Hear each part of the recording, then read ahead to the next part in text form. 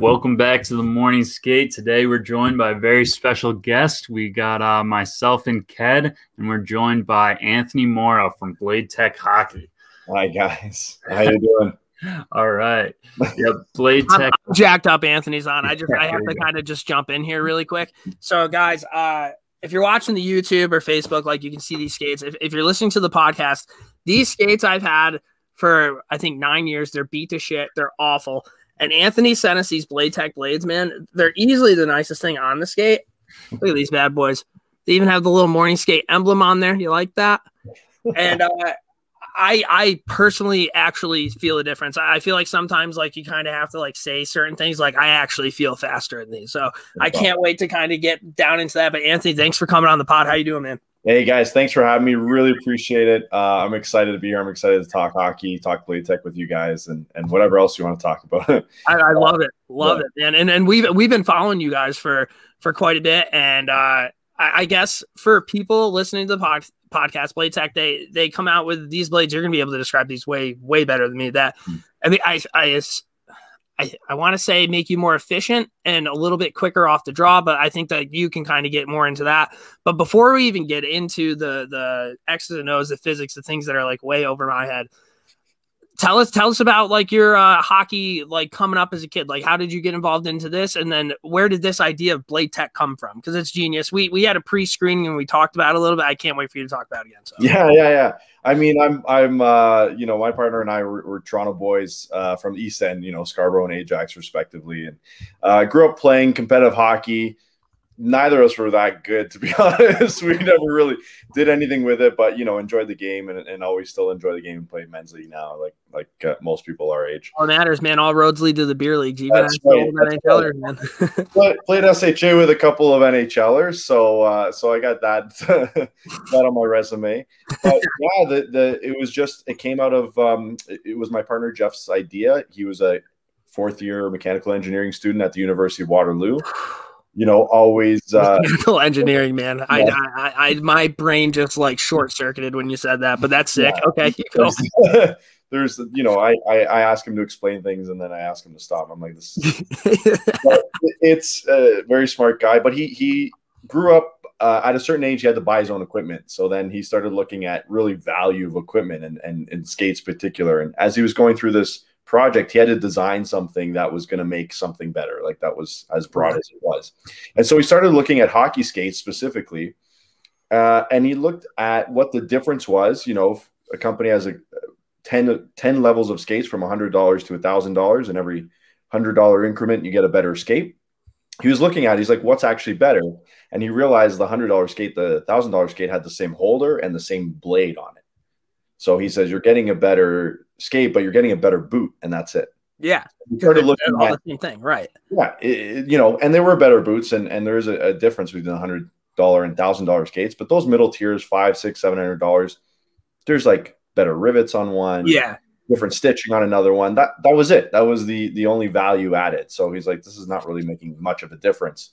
What can we look at here with the relationship between the holder and the steel that no one's really looking at, or no one's really trying to make a difference? There were companies that existed that made better steel for sure, but it was really that how they interacted in that relationship between the holder and the steel. So, you know, long story short, he looked at all the different technology in other sports. I mean, almost directly was the clap skate, that technology that was invented and then became allowed in the Olympics in the early 2000s. And the first time it was allowed, every single world record on ice was shattered.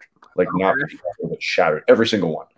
So it was basically introducing a technology into a skate that works. So he took that and he came up with a design that actually included a metal spring into a regular holder with a regular blade to get that spring-loaded effect on the front of the blade. So he was doing that. I met him. And I have an entrepreneurship background, a couple of business degrees. So that's my expertise. And I met him with this prototype and I said, this is a great idea. It wasn't a great product yet. It was a great idea. And I said, you know, I can help you build this. Let's figure out something that works, something that we can sell, that you can, you know, is easy to install, easy to use, and works in the very same way that of this thing that you created. Right.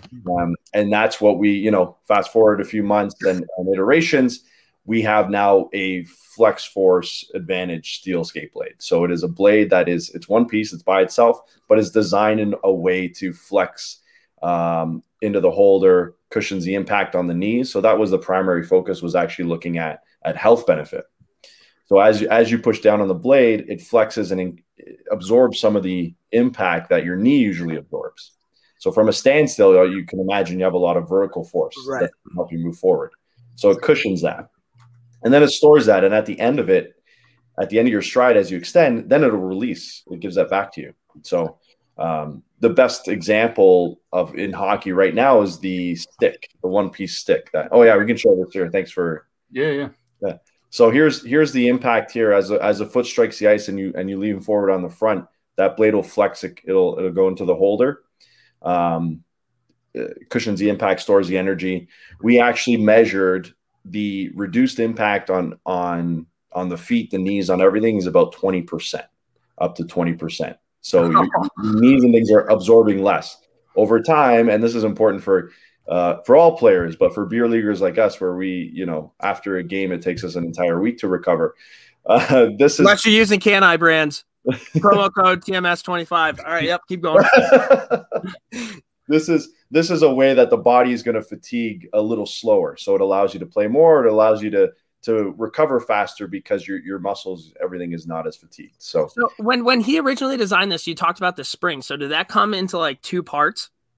Yeah, it was very complicated. It added weight.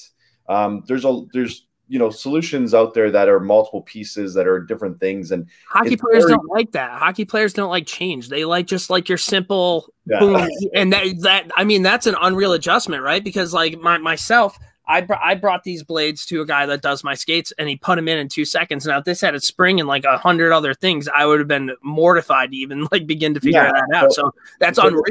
Exactly right. The spring was a great way to show, you know, and we did on-ice measurements with the spring and showed that there's a benefit here. It's like, okay, but then how do we get this benefit into something that's going to work in the real world? Like something that any player like you or I can use and play. And especially at the top level. I mean, the first players that were using our blades were NHL players. So we're like, how do we get these guys to use it? If we can get these guys to use it, I'm pretty sure we can get anybody else to use it too. Yeah. So that was it. It had to fit in. And here's some of the guys here and some of the teams we work with. But it has to work. It has to be natural. It has to be a natural adaptation, and just providing that little bit of energy efficiency, that little bit of increase in, decrease in force and increase in speed, which it does at the end of the stride. That's enough to make, you know, an incremental difference to a player. So we measured on ice. We did third-party testing that measured gives 5.5% increase in speed to any player on average.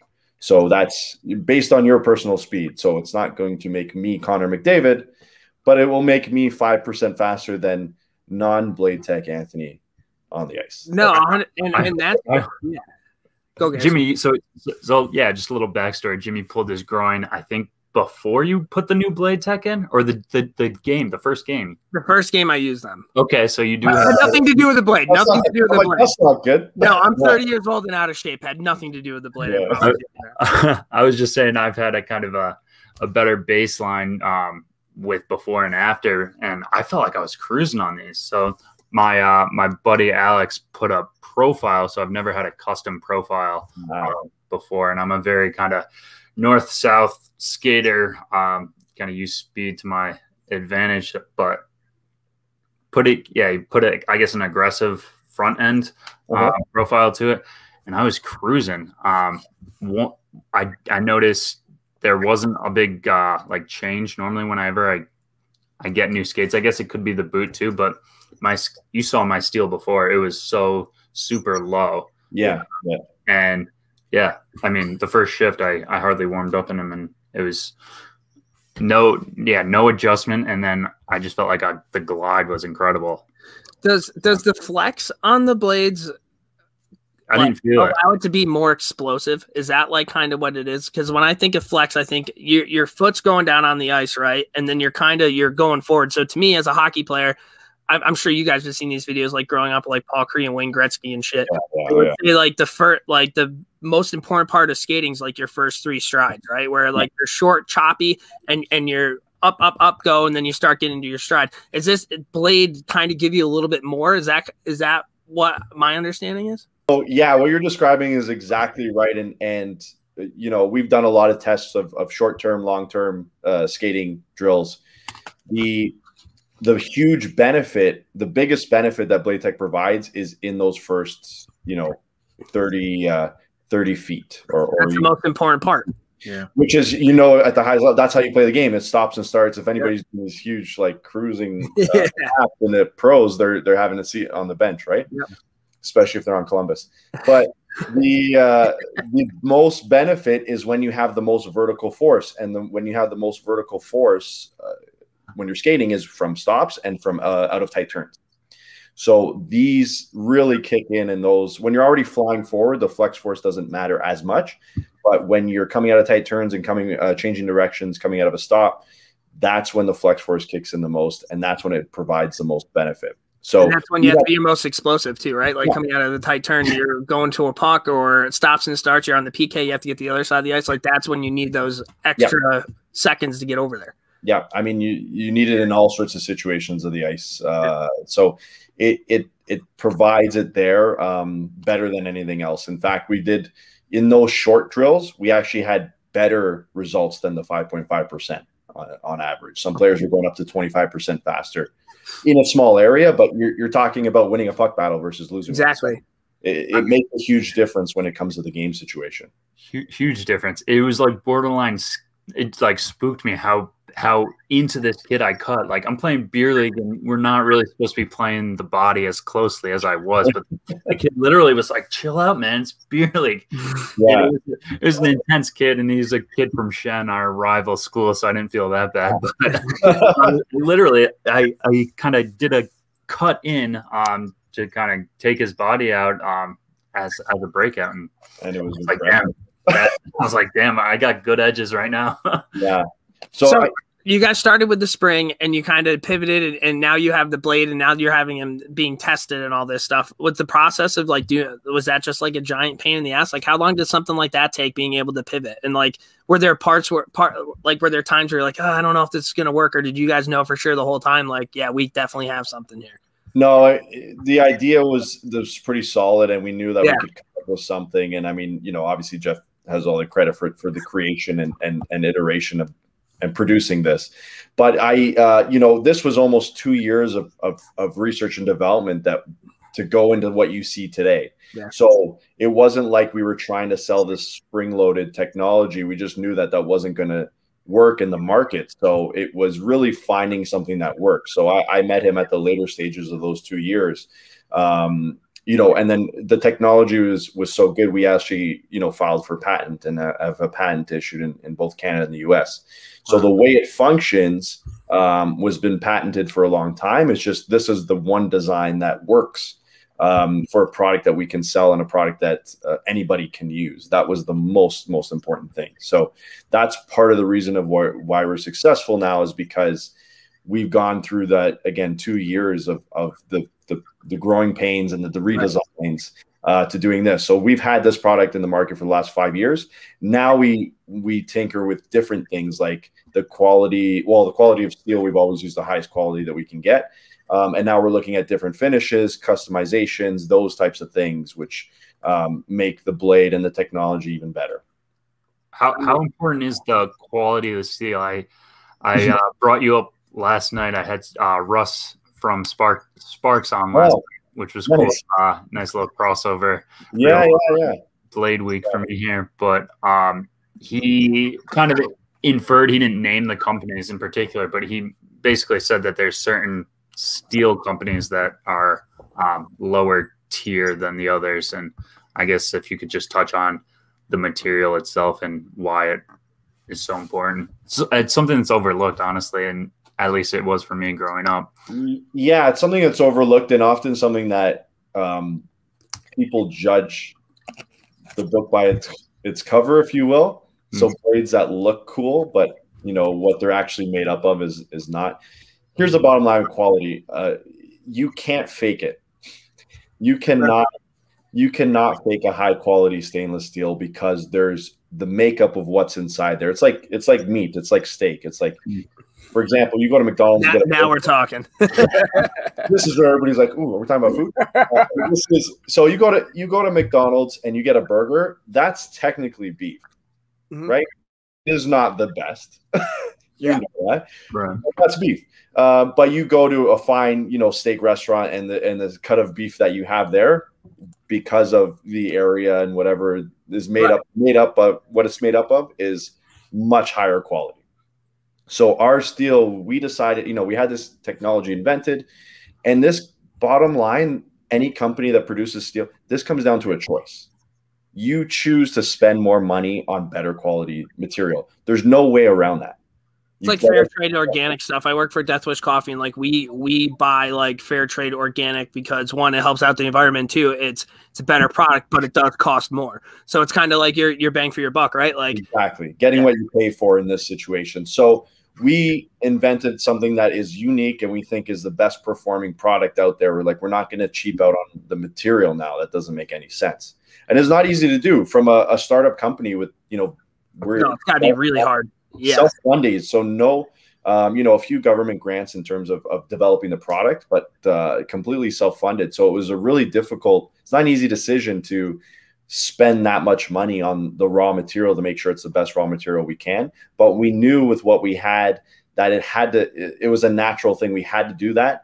Otherwise, we're kind of just almost cheating ourselves. Like half-assing it. Yeah. You know what I mean? Like, yeah. After all this research and development, why would we do that? You don't want to do that, right. So steel quality in terms of performance on the ice and feeling the glide and all that stuff is huge, huge. It is. We talk to a lot of retailers and about skates and all the different models and stuff like that, and they all say the same thing. Bottom line is value per dollar. What you spend on steel and spending on quality steel for the value and the performance that you're going to get out of it is no comparison to buying a higher level skate with the same steel. So and aftermarket steel companies, ours especially, is really benefited from having that higher grade offering, because you can't fake it. And people know, especially higher level players, team equipment managers, they know good steel. Yeah, they get it. Yeah. Steel. The guy at the pro shop will tell you if it's good steel or not, Yeah. Somebody that knows what they're doing. Yeah.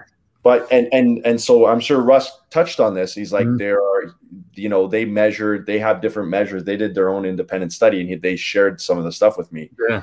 There's all these different measures that they took, and I'm sure he talked to you about them. But our goal is to be the best measure of any way you measure it, to be the best out there, period. So I think we've done a good job of that. No, that's awesome. And we've had a ton of different hockey businesses come on and discuss their products. And it seems like every time, like, everybody's the same person. They're all super nice people that want to live the hockey dream, dude, and they work their bag off, and their products are unreal, right? Yeah. I guess my question for you, like, your biggest hurdle getting into this, would you say your biggest hurdle getting into this is the fact that it's a blade that people haven't seen before? Or do you think your biggest hurdle into this is, like, people don't think of, like, steel? Like Garrison had mentioned, like, growing up, it's like that's not something that you really pay attention to, right, until, like, you're in the higher level. So, like, what has been, I guess, the biggest hurdle, right? Like, I mean, everybody has them. Yeah, honestly, as you can imagine, the biggest hurdle is change, getting people to use something different. So there's a couple of factors here. We have, we broke into the NHL. The NHL players were the first people using our blades. So it was getting them and getting the equipment managers on board with, this is higher quality. You're going to have to sharpen it less. It's a little different. It might take some time for guys to get used to, but we had a great adoption rate. We had over 80% adoption rate in the NHL. And it was basically because the flexing was, enough to work, but not too much to throw off the center of gravity to make guys feel like they're falling forward or anything like that. So we had guys even use it in a morning skate, and then they would play with it that night. Like, that's how quick some of the guys adapted. Some guys took a couple practices, but getting people to try it, honestly, sometimes is the biggest hurdle. Yeah. I also have, at the retail level, with guys running pro shops, I get the phone call. This is classic. I get the phone call of and I go through the, 2-minute spiel. Yeah. And they go, yeah, it sounds really gimmicky. I've been doing this for 25 years. Okay, bud. When he was a kid, so I know what I'm talking about, which are irrelevant pieces of information. So I know what I'm talking about. And I was like, okay, but does that mean somebody can't create something new and different and work well? And so some people in the industry are not open to change, but there's enough, and there's a lot more now that are open to trying something and looking at something different. Obviously, the skates and skate holders have advanced quite a bit in the last few years. And because you can change your own, like you guys change your own steel, right? You couldn't really do that before. Right. But because you can change your own steel, you're more likely to try something. And now it is becoming much more common, especially players playing a lot, like guys are on the ice 5, 6, 7 times a week if they're in that developmental stage, playing tournaments. So you got 3 or 4 or 5 games over a 2-day, 3-day span. Carrying extra steel is now becoming as common as carrying extra sticks. It is now becoming the norm. So, us as kids didn't think about it because you couldn't really change your steel. That wasn't offered. It wasn't really offered. Steel quality was probably a little better in your skates back then, but the fact you can do this with your skate right there makes all the difference. So we also hit the market at a great time where people are looking at this. Like, you couldn't take. Do you know what that process on the older model was? At least 5 to 7 minutes. You had to take your skate off. You had to pull it. Take the thing out. You have to get the one bolt that nobody knows about. Wrench that no one has. It's some sort of monkey wrench thing, but that only pro shops have. So you have to go to the pro shop. So sorry, it's not a 5 or 7 minute process. It's like however long it takes for you to drive there. Yeah. So that changed. It changed the game and changed the market completely for us. So the timing of us doing this and coming into the market is really, really beneficial. So we wouldn't have this kind of success or this kind of success without that happening as well. So it's really cool, and it just makes sense. Like, again, it was adopted at the NHL level. NHLers went from having a pair of skates and a backup pair of skates to having 4 to 6 pairs of blades ready for them at all times. Right. Because nobody wants to break in a new boot either. Like that's the worst thing in the entire world. Like putting on a new skate for the first 5 times, then it finally feels good. But those first 5 times are brutal. Yeah, it's a nightmare. It's a nightmare. So this is an opportunity for guys like us, for example. You don't have to buy a new skate. I have guys with old grafts on, right? And their blades are barely noticeable. They're so gone. And they're like, yeah, I'm looking at buying new skates. And I tell, well, you don't need to. You can just put new steel in. They're going to feel like brand new. And then he goes, oh, yeah, really? Because I love people have grafts and stuff, love their skates. Oh, yeah. Graph skate people are graph skate people. They're a special bunch in the best way. But a lot of them don't know or can't find graph steel made by Graph anymore. Right. But it's good to know, we are an option. We make it for every single holder. So even older style tires, older style CCMs, older graphs, we've got it all. So this is the one-stop shop where you can basically make your old skates feel new again, and make your new skates feel even faster. So, and it allows you I can't tell you how many times I've broken steel, catching a pass or whatever. And then it's that big headache, right? Oh God, now I have to go online. Now I have to order these incredibly expensive fucking things. They're not going to get here for 3 weeks. And I'm gonna have to figure out how to find one of those wrenches to put it back in the skate. Yeah, it's this big pain in the ass, but it's so much easier now. You probably have kids, like you said, they carry extra steel in their skates where if something were to break, oh, hold on, I'm gonna go to the locker room really quick and just put in a new one. And I'll be right back on. Oh, and they're already sharp. So and we thought about that too. So I mean, you guys saw the package it came in, right? Yeah. Like this, I have one here, but this is we want quality to have extra steel. So you put your extra steel in here, you throw this in your bag so they don't get destroyed. Yep. So you can have extra pair of sharp steel with you. So everything we do is from a performance standpoint, even the packaging. I mean, and the packaging's huge too, because you have to go out of your way to buy some piece of shit fanny pack to keep your plates in, but no, and you're right, it's quality stuff and it's easy in and out. You can throw it in your bag, you don't have to worry about getting crushed or rusted or wet or anything like that. Yeah. So it's important to think about the entire experience, not just we need to make good steel. Yeah, we do, and we have great technology in the steel. But what's the experience? Why would players want to use our stuff, and what can we do to make players' lives easier? So you mentioned that NHL players were the first ones to use the steel. Was that like your guys' oh shit moment? We have something here. Like everybody who comes on, I ask them like what the oh shit moment is when you know you're really starting to cook. Like when you knew that like NHLers were like using them, and not only using them, but like for morning skate and then going out and using them that night. Like yeah. So it's a good question. To be honest, I didn't try to answer this without sounding like a complete dick. But we knew, like, again, 2 years of development and stuff, we knew what it was. Yeah. It was our job to convince people to that is that. Right. So we were two guys that no one knew us. No one knew our company. No one knew our steel. So zero credibility. And I went to NHL equipment managers and said, here's what we're doing. Here's why it's amazing. The price is double what you're paying for blades right now. Will you go do it? So it was that conversation and really selling them on the technology and the quality that got us in. So I knew our oh shit moment happened when we dealt with New York Islanders, we dealt with the Washington Capitals, and the guy from Washington really loved it. He's like, cool, I want to order 60 pairs. So a few for this guy, a few for this guy. And we're like, sure. We only had 60 pairs. Oh man, you're like, oh yeah. We were like, yeah, of course. And then we were like, that's in our entire stock at the time.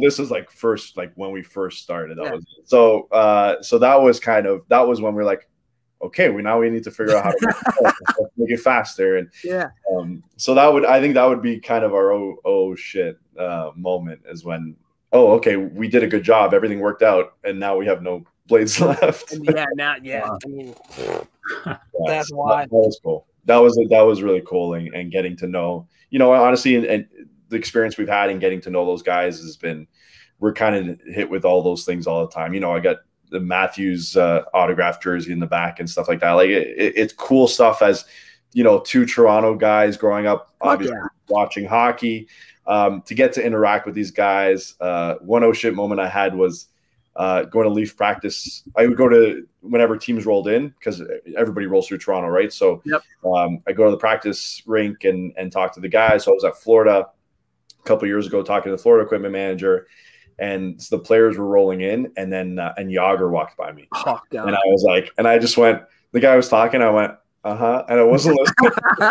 Yager was wearing this big black, it was February, so it was middle of winter, but he's wearing this long black coat. He had his hair, his black and white hair in a man bun, and he's badass. Like this guy's, it was like walking legend. So there's a couple of moments like that, which are cool. So that's awesome. And you guys also signed a deal to become the official blade of the NWHL. That's a pretty big deal as well. How did that come about? Yeah, so we have great partners. I got to give a shout out to Goodwood Hockey and Kelly and John there, that they were connected with the league already as as part of the board, and their league was expanding and growing, and they were looking for other partners, and basically Kelly just thought of us, and she called me and she said, hey, do you want to work with the league? And we're like, yeah. Sounds good.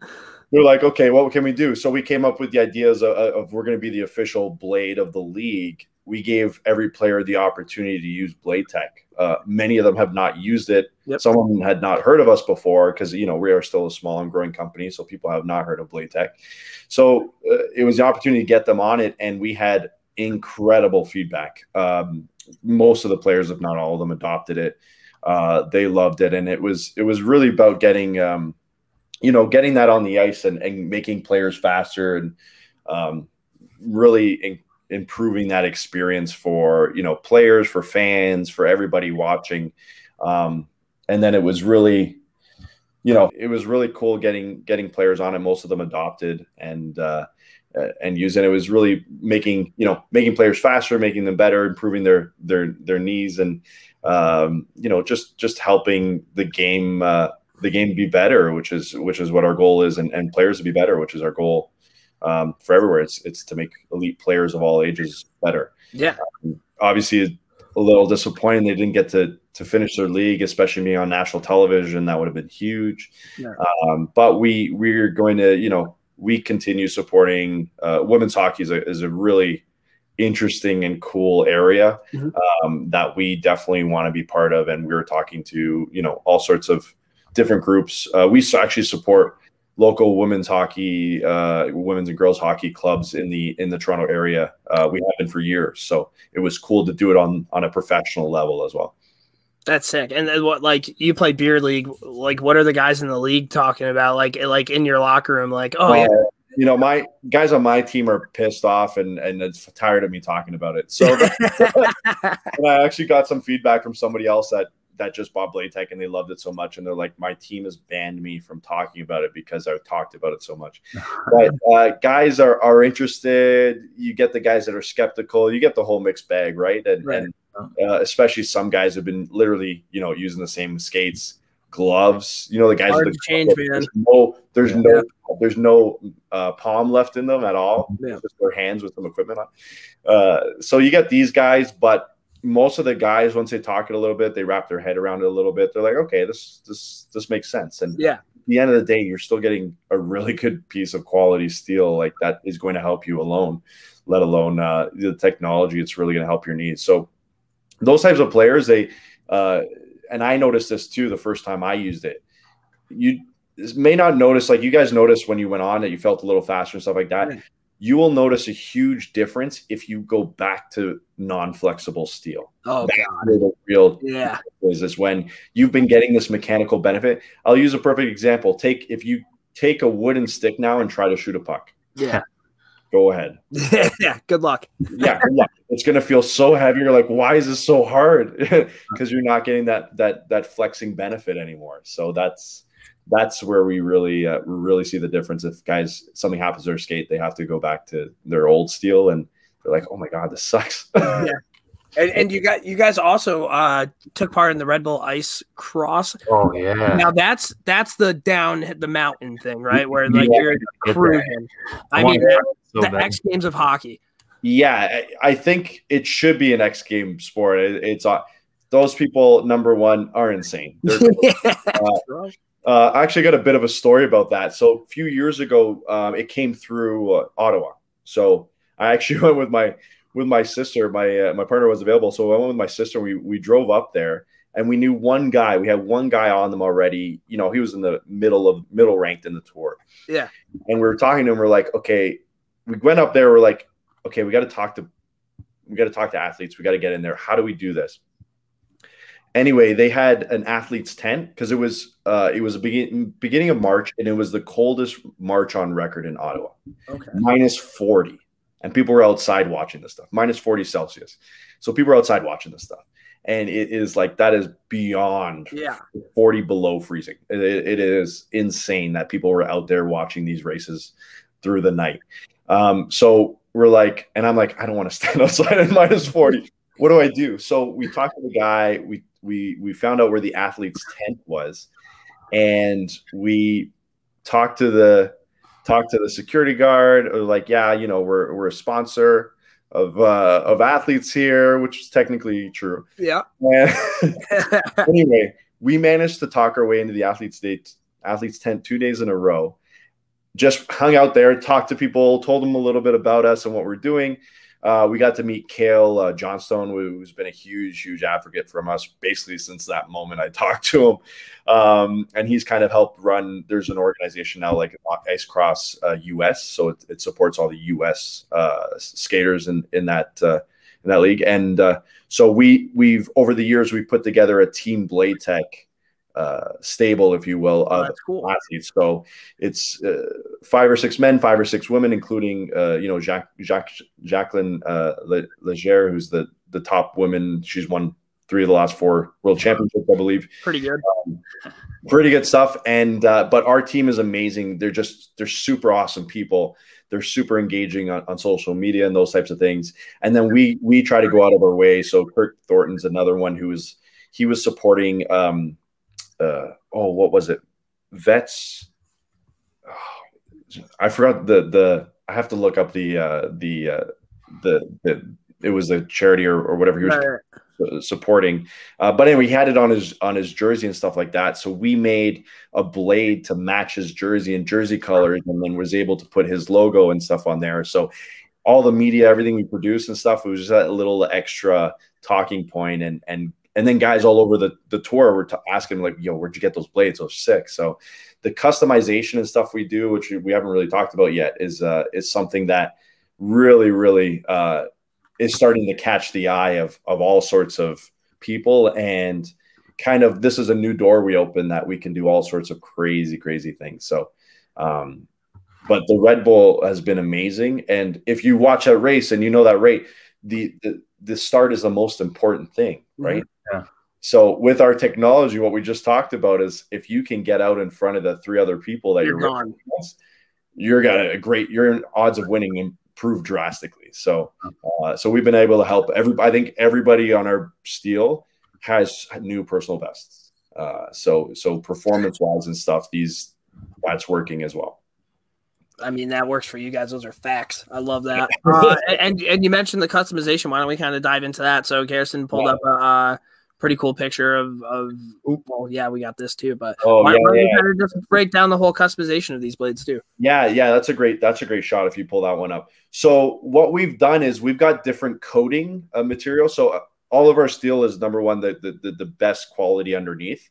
But we found suppliers that we can do this coating on it, which helps protect the steel, makes the edges last longer, helps with glide because it feels imperfections in stainless steel and helps the glide. So that helps with your overall speed as well.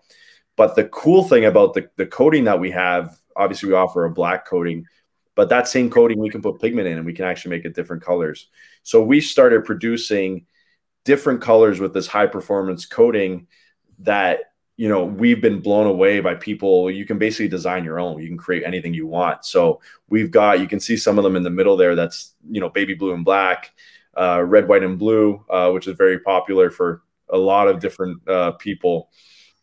You can do solid colors. You can do anything you want. And we've really, really expanded what we've done. So actually, do you want me to share mine if I can? I've got some of the newer stuff. Yeah, just to share this. Let's see if I can do this here. Chrome tab. Oh, cool! I can just share this one. Awesome. Sweet. Can you guys see that? Okay. Yeah. So we did a solid. So let me show you one here that I particularly like, and this was Marina, one of our partners in Czech Republic, and she's like, "Can you make white blades, but then put a little bit of red and blue into it?" So if you can see this, there's little red and blue droplets just sprinkled on the speckle. Yeah, but they're white, and they're white blades. They're all white. So that one's really, really cool. One of our media partner, MD Media, his beer league, the Mighty Drunks. Oh yeah, navy, white, and red with their logo. So really, really cool stuff. We did all of the NWHL teams. Wow. So this is a short video if you can see, kind of going. Oh, they're sick. Yeah. So all of their logos and colors all done. So these were just special ones we did for them. You know, if we do an all-star game or anything like that, we can do elevates there, and then all sorts of different schools that we work with as well. No, it's awesome. And that's just another avenue that you guys can kind of branch into and like try to conquer that market, right? Like Exactly. So basically sky's the limit in terms of what we can do. I think I stop sharing there. You good now? Yeah. So sky's the limit what we can do. And we really open ourselves up to people's ideas. Like anything that we, you know, you're not limited to just getting a solid color or anything like that. If you really want to design stuff, like just let us know and we can at least try, you know. If we can't do it, we can't do it, but at least we can try to do all sorts of different things and cool things. So we're working, another guy we're working with is Gooby Customs. I don't know if you've seen any of his skates and stuff. Yeah. Try to talk to as well. He's got a lot of exposure on NHL.com and things like that with some blackout skates he does for BLM. He's been asked by huge manufacturers to do all sorts of different stuff. So we work with him because he customizes the skates, and then we customize the steel to get like that full package of truly customized skate.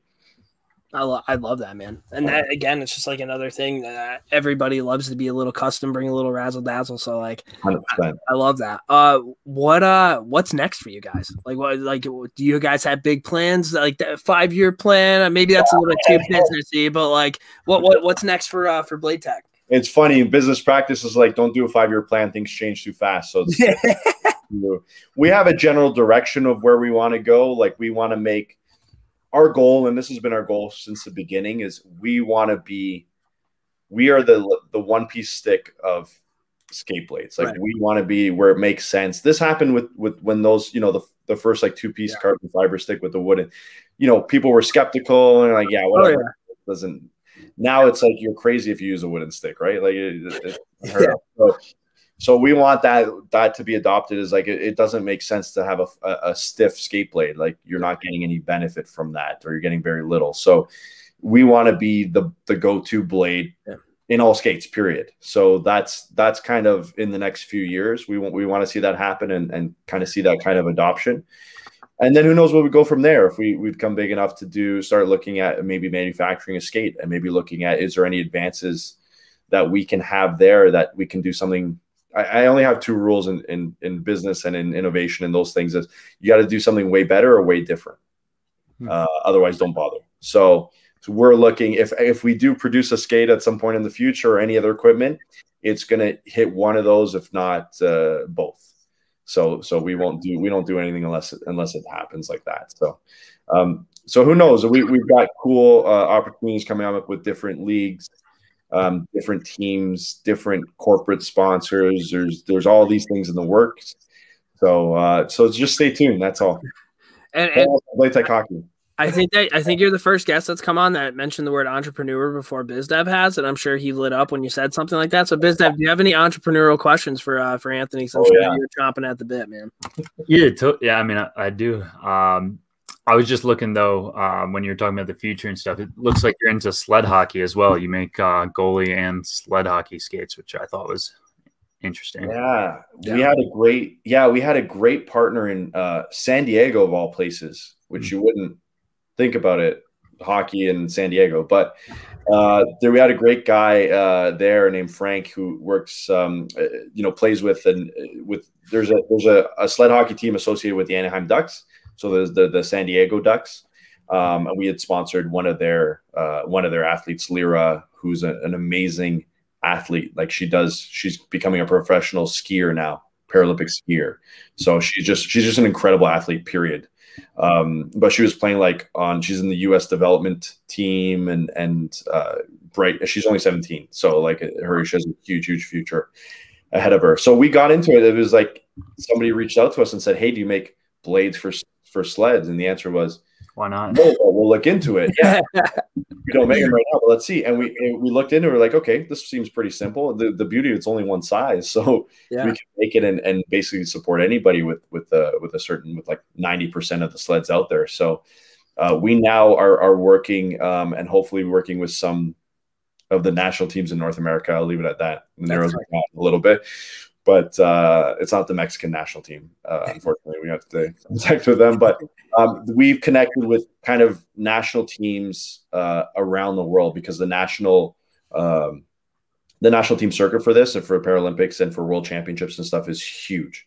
Yeah. So it was just a group of players that are, to be fair, honestly, no one thinks about. All the major manufacturers don't make stuff for these athletes. So we're so excited to do it, and we're so excited with the uptake it has, and people just love the fact that we're making blades for sleds. It's such an important piece of the sled. So yeah, we've explored that, and we started doing a lot of things. We've done some camo blades for vets that were injured in the war, and now we're playing sled hockey. So it's really, really cool. It's another amazing group of athletes that we are privileged to work with. So yeah, it's cool. Thanks for bringing that up.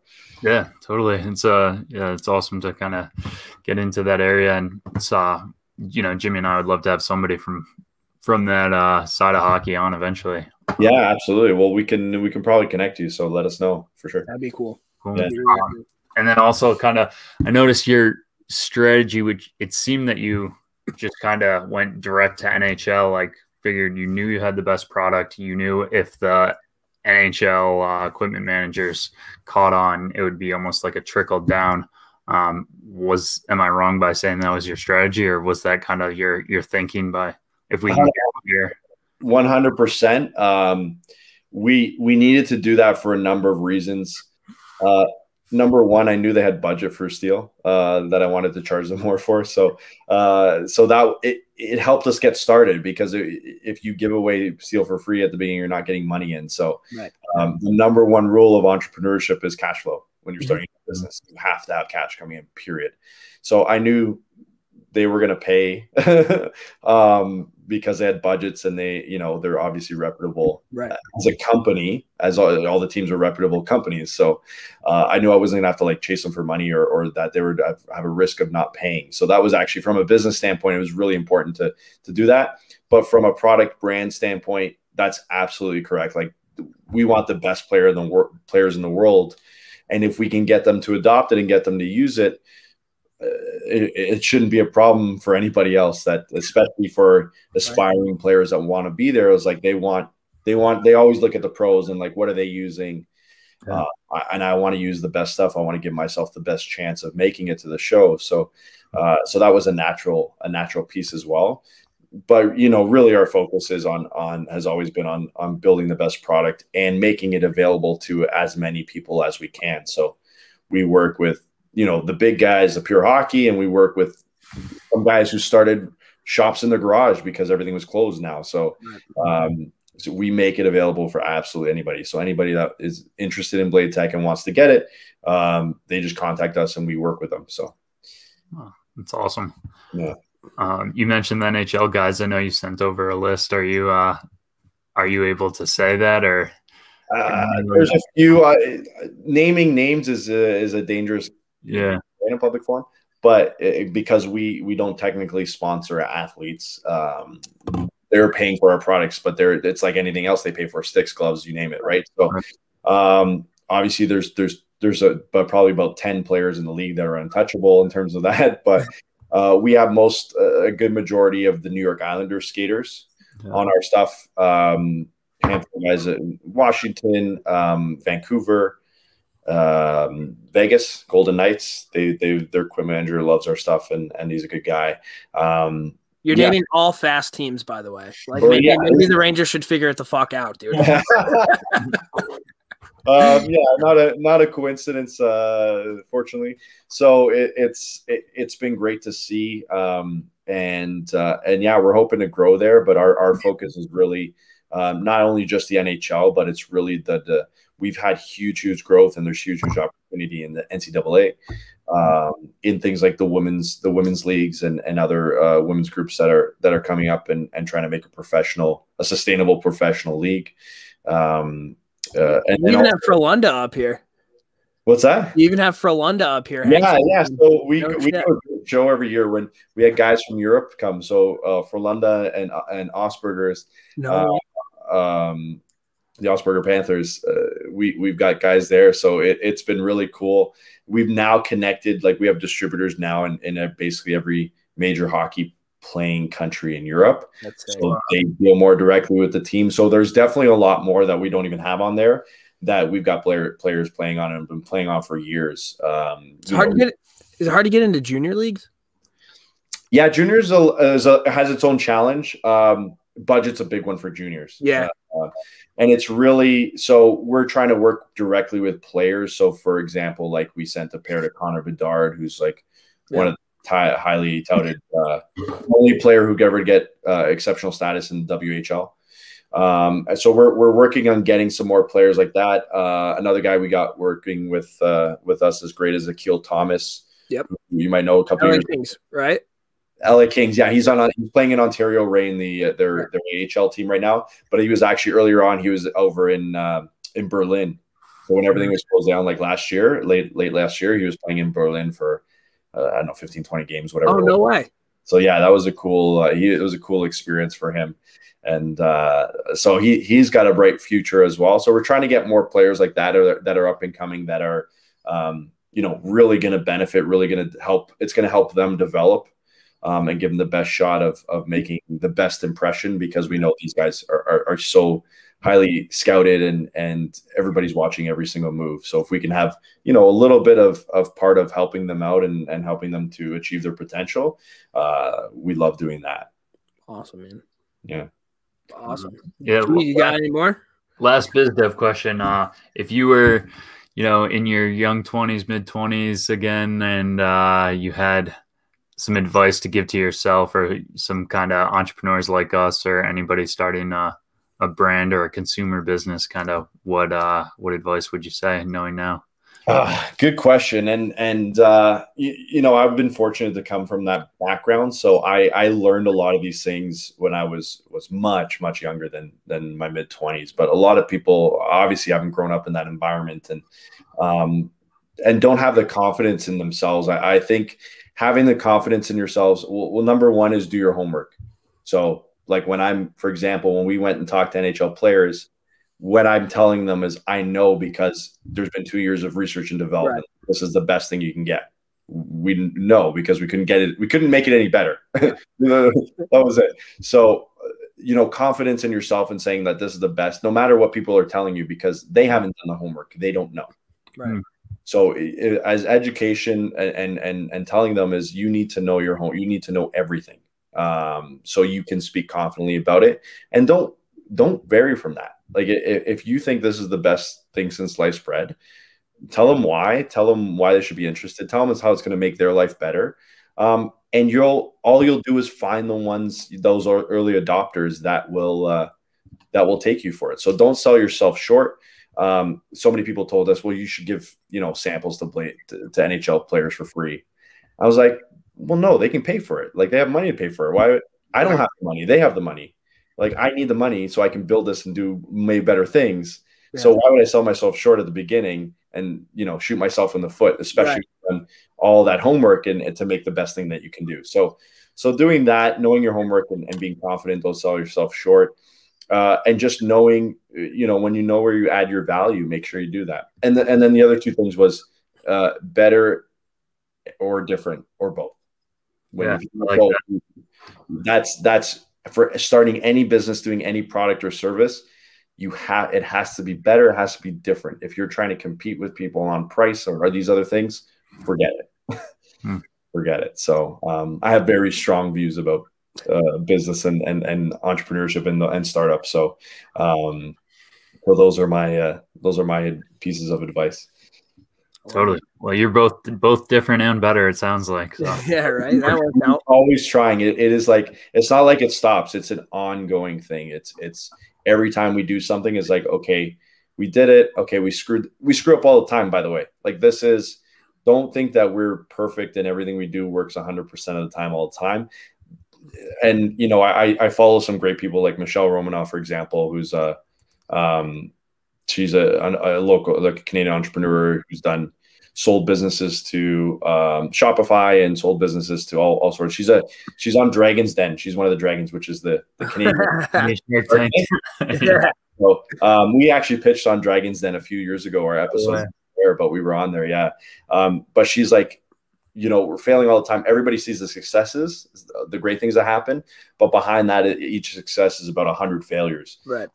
So failing is absolutely learning. You don't get better without doing it.